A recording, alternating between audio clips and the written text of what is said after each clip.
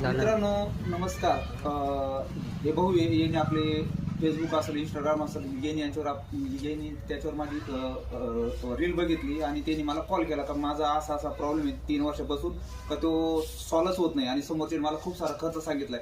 मग आमचं फोनवर चर्चा झाली, त्यांनी माझी ओळख पाळख काढली आणि मग मी 2-4 दिवसांनी यांच्याकडे आलो. तर ट्रॅक्टरचा काय प्रॉब्लेम होता आणि आता तो सॉल्व्ह झालाय की नाही हे आपल्याला ते सांगतील. भाऊ आपलं नाव सांगा, आपलं गाव वगैरे ओळख सांगा. नमस्कार, मी अमोल अशोक गलांडे, तालुका श्रीरामपूर, राहणार उंदीरगाव. आमच्या पॉवर स्टोरिंग 24चा ट्रॅक्टर आहे. त्या स्टिअरिंगमधून ऑइल येत होतं. साधारणतः 4 ते 5 वर्षापासून त्याचा प्रॉब्लेम होता. इथल्या स्थानिक फिटर व शोरूमवाल्यांना मी दाखवलं तर ते मला पूर्ण स्टिअरिंग रॉड बदलण्याचा 65,000 रुपये खर्च सांगितला. तर मी स्टिअरिंग बॉक्स बदलण्याचा स्टिअरिंग बॉक्स बदलायचा 65,000 रुपये खर्च सांगितला. तर मी योगेश भाऊंचा यूट्यूबवर कुबाटा या सर्व्हिसिंगचा सगळे व्हिडिओ बघितले. मी त्यांना 8 दिवसापूर्वी कॉल केला. ते आज आले.